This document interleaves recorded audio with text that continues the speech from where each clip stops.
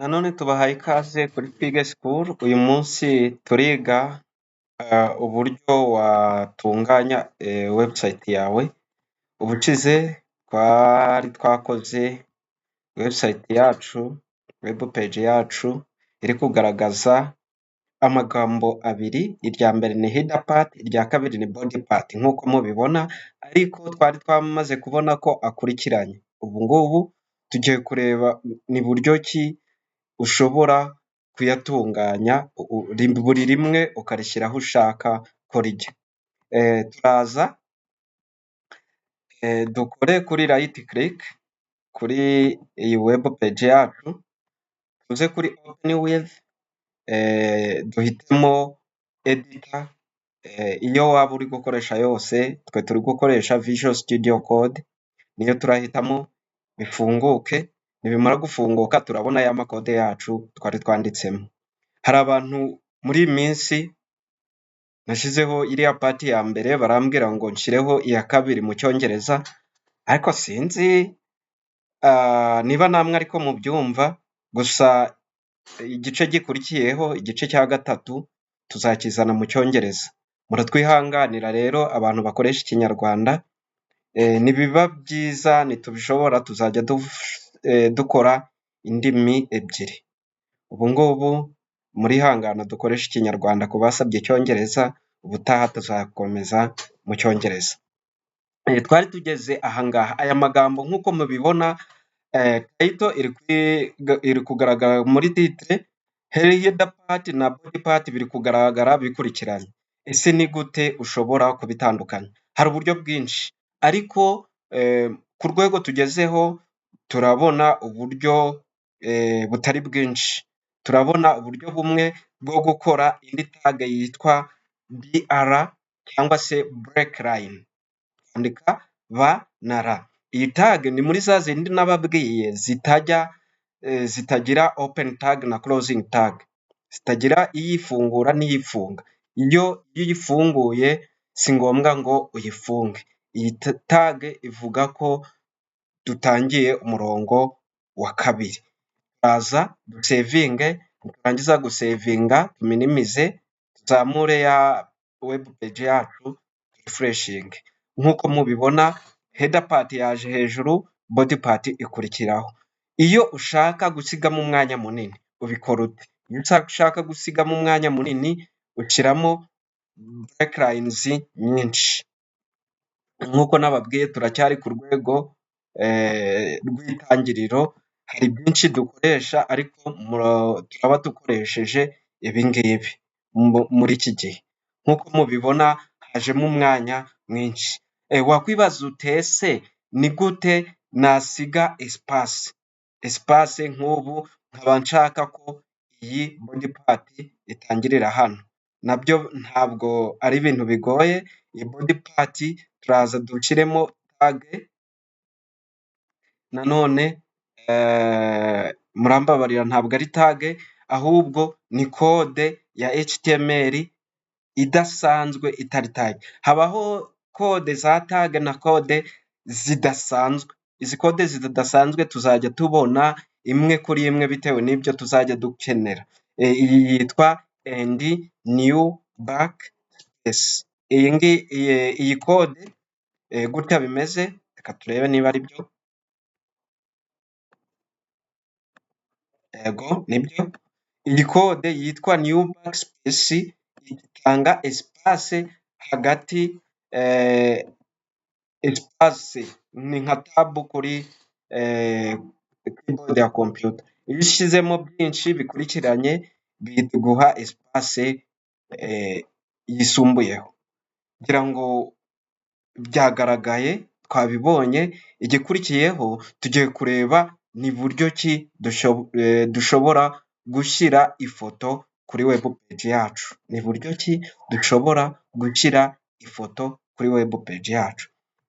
Ifoto ishyirwaho na tag yitwa image cyangwa se image, gutya bakabihina.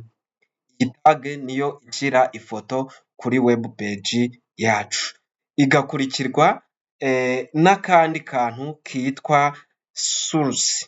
CRC, tukaza tugashyiramo ikimenyetso cya bihwanye, tugashyiramo turiya tumenyetso, hanyuma ikiba gikurikiyeho ni ugushyiramo aderese y'ifoto. Ese ifoto yacu iherereye he, yitwa ngo iki? Kugira ngo bitworohere tugiye kureba ifoto iri kuri desktop. Ifoto iri kuri desktop, turaza turebe urugero nk'iyi foto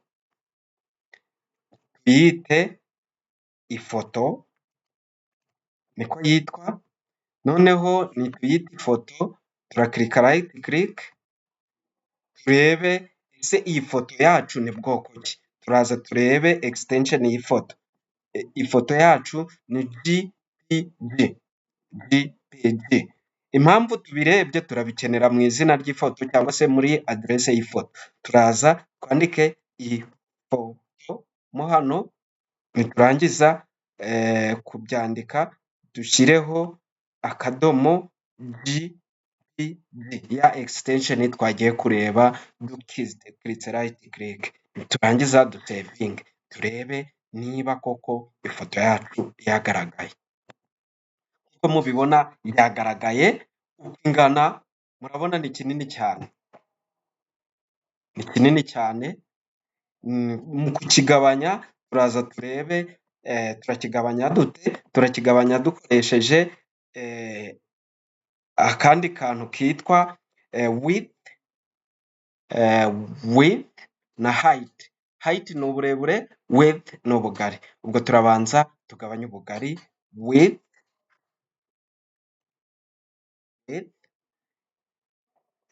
urugero tuvuge ko ari 50 pixel 50 cyangwa se santimetre. Dushobora gukoresha santimetero, pixel, percentage cyangwa se tukandikamo 50 gusa. Twebwe reka dukoreshe pixel. Niturangiza dusevinga turebe ukuntu byagenze. Nk'uko mubona ifoto yacu yabaye ntoya rwose. Turayigira pixel nka 200. Nitugira 200, ariko nanone iyi body part yacu yaje ikurikirwa n'ifoto. Turashyiramo break line nk'uko twabikoze haruguru. Dushyiramo break line, turasevinga, nitusevinga ifoto yacu iraza hepfo ya body part. Nk'uko mubibona website yacu itangiye kuzana agasura. Uko tugenda twiga igice cyisumbuyeho tuzajya tubona website yacu igenda ihinduka. Ahangaha hari ikindi kintu kimwe tugiye kureba mbere yo gusoza isomo ry'uyu munsi. Mbere yo gusoza isomo ry'uyu munsi tugiye kureba ni gute dushobora guhindura ibara rya website yacu, ibyo bita background color. Turaza tuze muri tag yacu yitwa body tag, noneho twandikemo ijambo bg color nka kuriya byanditse, dushyiremo izina ry'ibara. Turashyiramo izina ry'ibara, urugero turashyiramo izina ry'ibara yitwa light blue.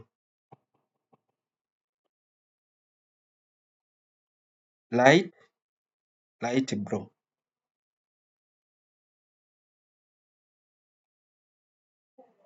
Light blue, is it like this? Ntabwo nibuka. Light blue cyangwa dushyiremo cyan. Light blue binaniye kubyandika. Murabona ko ibara rihindutse. Ushobora gushyiramo gray cyangwa se green. Gray cyangwa se green. Urabona ibara ryacu rya web page yacu riri kugenda rihindagurika. Ibikurikiyeho tuzabibona ubutaha. Mwakoze gukurikirana isomo ry'uyu munsi. Kanda subscribe kuri channel yacu ya Twige School, ubundi ugende ubona amasomo agiye atandukanye y'ikoranabuhanga, haba mu Kinyarwanda n'Icyongereza. Murakoze, naho ubutaha.